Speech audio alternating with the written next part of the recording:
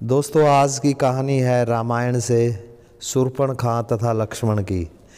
भगवान श्री राम ने अपने 14 वर्ष वनवास के कुछ वर्ष पूरे कर लिए थे।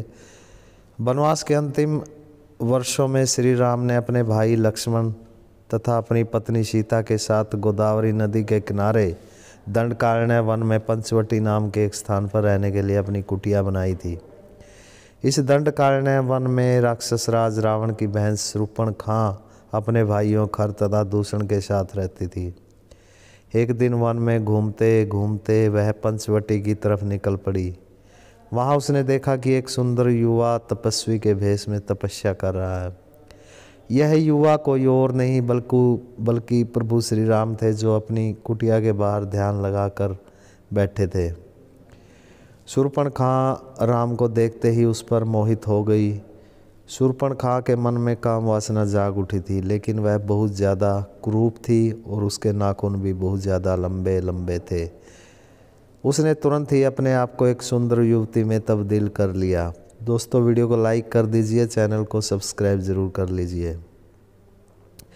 वह राम के आगे जाकर खड़ी हो गई और राम से बोली, हे तपस्वी, तुम कौन हो और यहाँ इस वन में क्या कर रहे हो? राम ने बड़े ही विनम्र भाव से उत्तर दिया, हे देवी, मैं अयोध्या का राजकुमार राम हूँ और अपने पिता की आज्ञा से 14 वर्ष का वनवास काट रहा हूँ। यह सुनकर शूर्पणखा ने कहा, तुम कोई भी हो, मुझे तुम्हारा रूप भा गया है और मैं तुमसे विवाह करना चाहती हूँ। मैं राक्षस राज रावण की बहन शूर्पणखा हूँ और यहाँ अपने भाई खर तथा दूषण के साथ इस दंडकारण्य वन में रहती हूँ। तुम मुझसे विवाह कर लो। राम ने बड़े ही नरम शब्दों में कहा, हे देवी, मुझे माफ़ करना, मैं पहले से ही शादीशुदा हूँ और मैं यहाँ इस वन में अपनी पत्नी तथा भाई के साथ रहता हूँ, इसलिए मैं तुमसे शादी के बारे में सोच भी नहीं सकता। शूर्पणखा ने कहा, कोई बात नहीं, तुम अपनी पत्नी को त्याग दो और मुझसे शादी कर लो। राम ने उत्तर दिया, हे देवी, मैं तो तुमसे शादी नहीं कर सकता, लेकिन मेरा भाई लक्ष्मण मेरे साथ ही रहता है। वह भी रूपवान है तथा गुणों में मेरे से ज़्यादा बेहतर है। वह पास में ही लकड़ियाँ काट रहा है, तुम उसके पास चली जाओ और उससे विवाह का प्रस्ताव रखो। दोस्तों, कहानी को पूरी सुनिएगा और चैनल को सब्सक्राइब ज़रूर कर दीजिएगा। यह सुनकर शूर्पणखा पास में ही लकड़ी काट रहे लक्ष्मण के पास चली जाती है।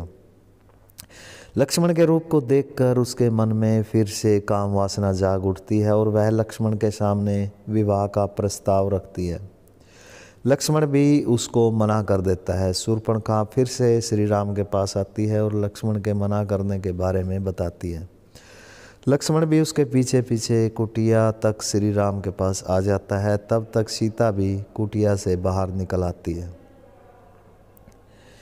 राम फिर से शूर्पणखा को शादी से मना कर देता है। शूर्पणखा को अब क्रोध आ जाता है। वह राम से कहती है कि तुम दोनों भाई मेरा विवाह प्रस्ताव ठुकरा कर अच्छा नहीं कर रहे हो। तुम दोनों में से कोई एक अगर मुझसे शादी नहीं करेगा तो मैं इस औरत यानी सीता को ही खा जाऊंगी। इसके मरने के बाद तो तुम्हें मुझसे शादी करनी ही पड़ेगी।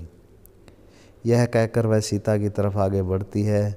सीता की तरफ जाते देख लक्ष्मण अपनी तलवार निकालकर शूर्पणखा का नाक काट देता है।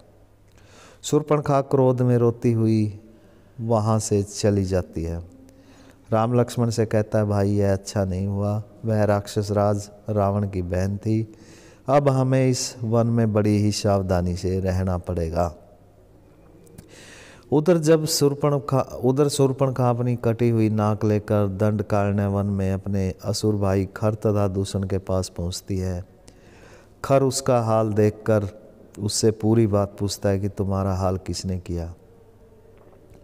शूर्पणखा उसको पूरी बात बताती है कि पास में ही अयोध्या का राजकुमार राम अपने भाई लक्ष्मण तथा अपनी पत्नी सीता के साथ तपस्वी के रूप में अपना वनवास काट रहा है। जब मैंने राम तथा लक्ष्मण के सामने अपने विवाह का प्रस्ताव रखा तो लक्ष्मण ने मेरी नाक काट दी, इसलिए मैं आपसे विनती करती हूँ कि आप मेरे अपमान का बदला उन दोनों भाइयों से ज़रूर लें और उन्हें मारकर उसकी पत्नी से शादी कर लो। वह औरत बहुत ही ज़्यादा सुंदर है।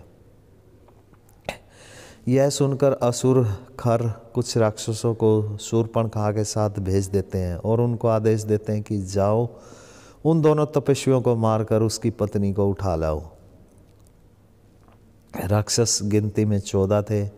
वे सब राम की कुटिया तक पहुंचते हैं और राम को आदेश देते हैं कि अपने आप को असुर खर तथा दूषण के हवाले कर दो और अपनी पत्नी को राजा खर की सेवा में उपस्थित करो।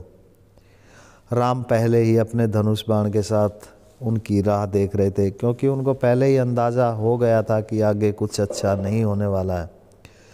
असुरों की चेतावनी सुनकर राम ने एक ही बाण से उन सभी असुरों के सिर धड़ से अलग कर दिए। यह देखकर शूर्पणखा वहाँ से दौड़कर अपने भाई खर तथा दूषण के पास चली आई और किस तरह राम ने असुरों के सिर काट दिए थे उसके बारे में बता दिया। यह सुनकर राक्षस खर तथा दूषण को अंदाज़ा हो जाता है कि वे तपस्वी कोई साधारण मनुष्य नहीं है। राम तथा लक्ष्मण को मारने के लिए दोनों राक्षस बहुत सारे राक्षसों के साथ पंचवटी की तरफ चल पड़ते हैं।